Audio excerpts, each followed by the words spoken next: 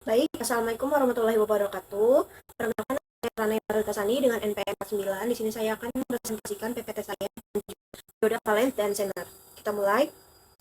Dioda valens dan zener.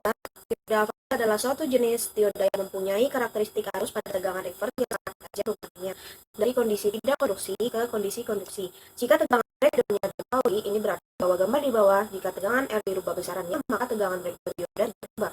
Karakteristik demikian sangat bermanfaat untuk mendapatkan sumber tegangan yang sama dengan tegangan breakdown dari dioda yang bersangkutan. Di bawah adalah contoh gambar dioda valens dengan tegangan reverse. Okay, next. Tegangan breakdown dari dioda valens tidak dapat lebih rendah dari 6 volt sampai 8 volt. Suatu dioda yang mempunyai karakteristik yang sama dengan dioda valens adalah dioda zener.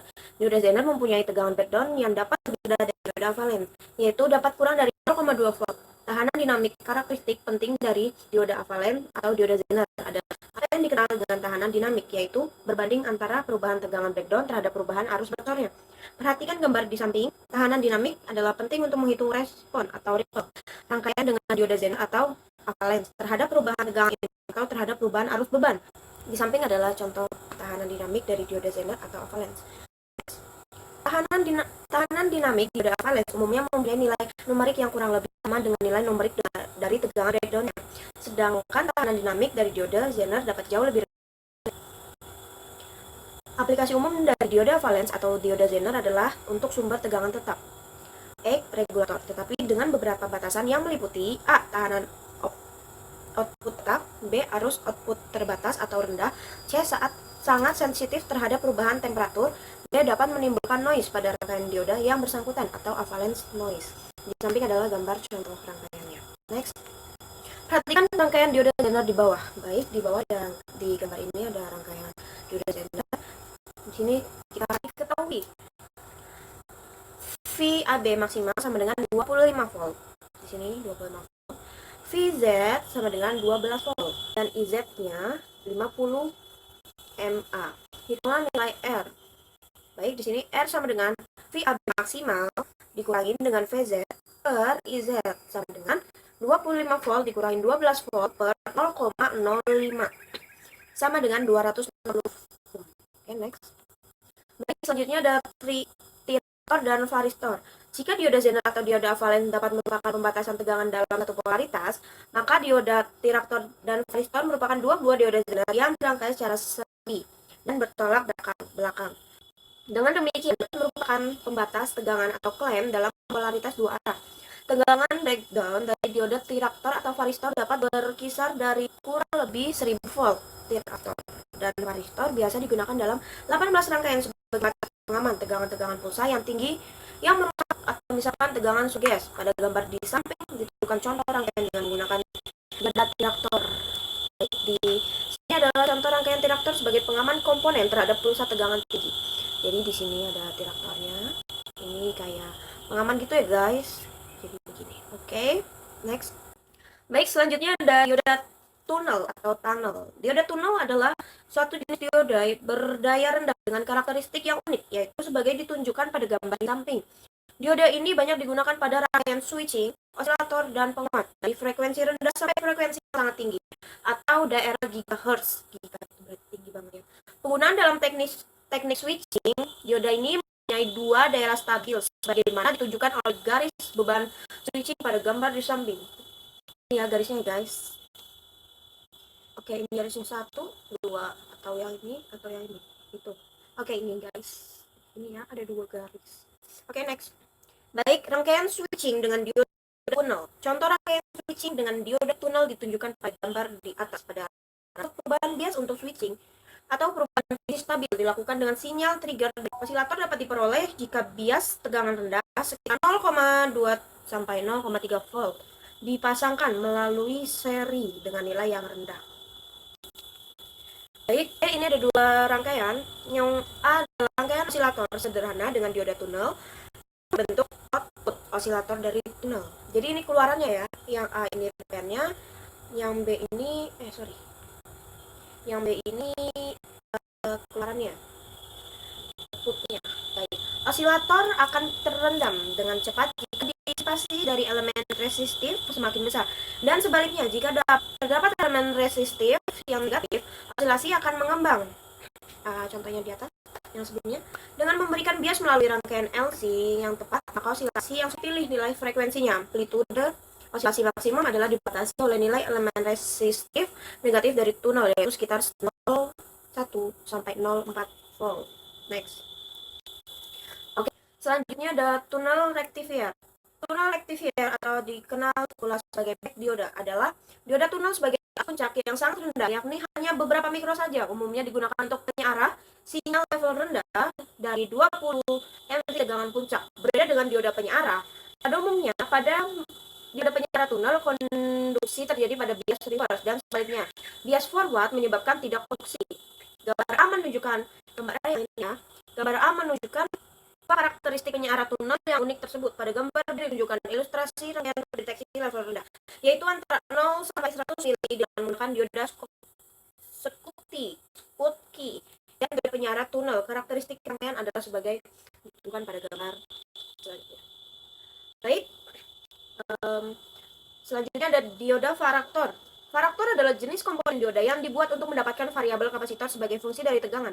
Perubahan kapasitansi yang dapat diperoleh dari varaktor adalah bergantung dari tipe dan bahan, tetapi berkisar dari beberapa picofarad dan tidak lebih dari 1000 picofarad dengan toleransi kurang lebih 10%. Ratio kapasitansi maksimum minimum adalah berkisar 20 dari 2:1 dan 20 banding. Selanjutnya dioda varaktor. Varaktor adalah sejenis komponen dioda yang dibuat untuk mendapatkan variabel kapasitor sebagai fungsi dari tegangan. Perubahan kapasitansi yang dapat diperoleh dari varaktor adalah bergantung dari tipe dan bahan, tetapi berkisar dari beberapa picofarad dan tidak lebih dari 1000 picofarad dengan toleransi kurang lebih 10%. Rasio kapasitansi maksimum minimum adalah berkisar 20 dari 2:1 dan 20:1. Pemakaian pada umumnya misalnya untuk X variabel osilator sebagai ditunjukkan pada gambar selanjutnya. Baik. Di sini varaktor daya. Varaktor daya atau varaktor multiplier adalah varaktor yang dapat melihat gandakan atau apa tuh? Frekuensi tinggi dari 1 sampai 3 GHz pada daya tinggi. Varaktor demikian biasanya untuk mempertinggi kemampuan penguat transistor pada frekuensi tinggi dan pada daya yang tinggi pula. Baik, di sini ada gambar kurva detektor output. Yang pertama pada gambar A ini. Yang ini itu adalah kurva karakteristik penyearah tunnel. Yang B, ini ya. Yang B, detektor level tegangan rendah penyearah tunnel 0 sampai 100 volt. Yang C, yang terakhir, yang ini, output dari detektor tegangan rendah. Oke, paham, kita next. Contoh rangkaian pemilih frekuensi resonansi dengan pengendalian tegangan menggunakan dioda varaktor. Jadi yang A ini menggunakan dioda varaktor ya guys. Ini varaktor ini. Yang B adalah karakteristik umum dari suatu varaktor. Jadi ini karakteristiknya ya. Yang B ini karakteristiknya. Rangkaian pengganda frekuensi atau frekuensi doubler. Sederhana menggunakan dioda varaktor. Baik, di sini ada rangkaian tersebut varaktor dioda digunakan frekuensi harmonis dari sinyal input. Next, dioda LED. Dioda LED atau LED emitting diode adalah dioda jika mendapatkan mengalami proses rekombinasi muatan listrik dan sebagai akibatnya mengeluarkan atau memancarkan energi dalam bentuk foton atau tergantung pada bahannya ya. Cahaya yang dihasilkan dapat kuning, hijau, merah, atau merah infrared. Bias forward dari kebanyakan dioda LED adalah berkisar antara 0,1 dan 0,2 volt. Sedangkan arus forward menentukan intensitas cahaya yang dihasilkan dan umumnya berkisar antara 2 sampai 20 mA. Tegangan reverse dioda LED biasanya tidak lebih dari 4 volt. Ingat, tidak lebih dari 4 volt ya guys. Dan jika dilampaui, dioda akan mengalami kerusakan total. No. Kecepatan respon dioda LED adalah berkisar 0,1 ms millisecond. Oh my god, itu cepat sekali. Oke, next. Baik, di sini ada contoh soalnya ya. Jelaskan jika seandainya lampu dioda LED bila dipasang pada tidak menyala ya, apakah dioda LED masih hidup atau berfungsi? Yang B, apakah dari perbedaan warna dioda LED juga terdapat perbedaan tegangan atau tidak? Dan yang C, bagaimana pemasangan pada rangkaian bila warna dioda LED berbeda? Di bawah ada penjelasannya, kalian bisa baca, saya bantu baca.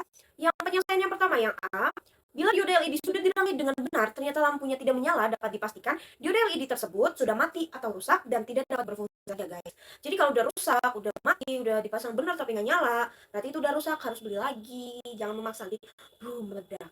Yang kedua, apakah dari perbedaan warna dapat perbedaan tegangan? Jawabannya adalah iya. Dioda LED warna berbeda yang tentunya tegangannya juga berbeda pula, mungkin sama dong. Buat apa kalau misalnya warnanya beda tapi tegangannya sama, mending nggak usah nggak sih?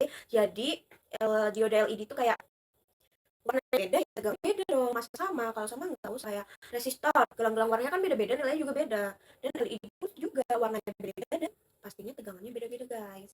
Oke, yang ketiga, bagaimana pemasangan pada rangkaian warna diodanya berbeda? Untuk perangkai LED yang warnanya berbeda, kita hanya menghitung nilai resistornya saja. Yang aku bilang kan, resistor juga ada nilainya, guys. Sedangkan untuk menghitung nilai resistornya dapat menggunakan rumus di bawah. Ada yang udah tahu rumusnya? Rumusnya adalah R sama dengan V dikurangi VLED per arus. Di mana R adalah resistor atau tahanan satuannya ohm, V adalah sumber tegangan satuannya V, VLED tegangannya LED, satuannya V. Dan yang terakhir I. Udah tahu apa? Arus pada LED, satuannya ampere. Yang sama ya, satuan-satuannya kita harus mengingat. Next, perhatikan rangkaian LED di bawah ini. Diketahui voltage inputnya 12 volt di sini ya.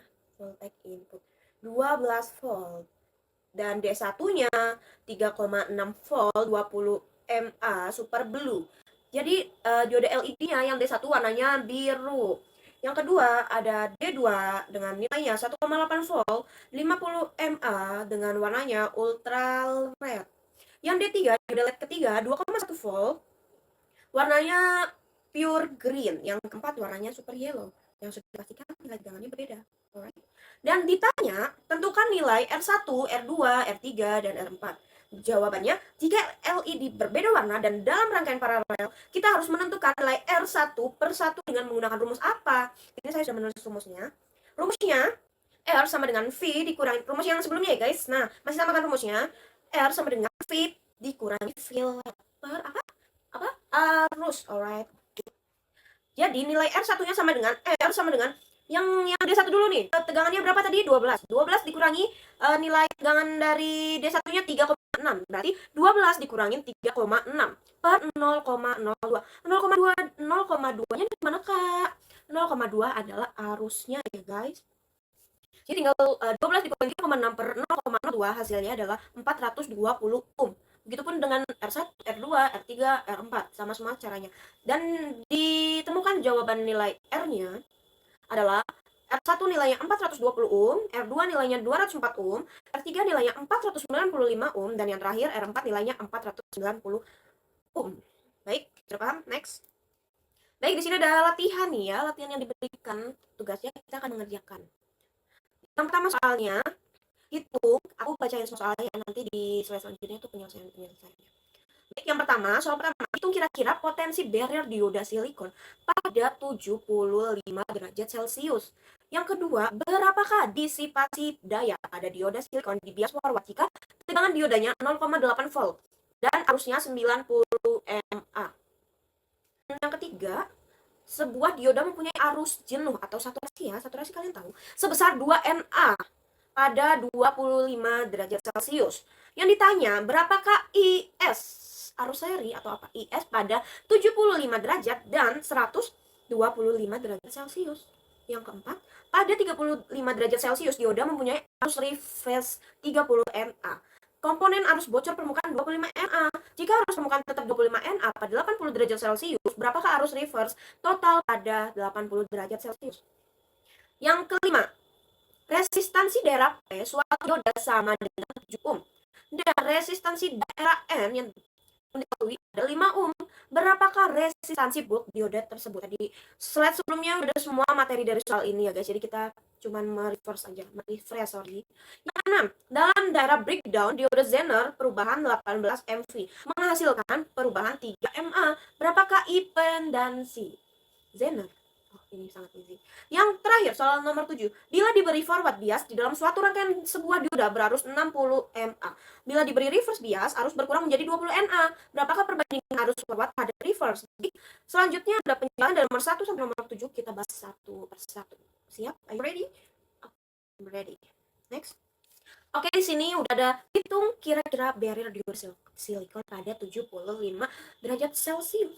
Baik, yang seperti biasanya pada umumnya matematika itu harus ada diketahui gitu penyelesaian cara. Jadi sama seperti saya, di sini diketahui VB-nya 25 derajat Celcius kita ubah menjadi 0,7 volt.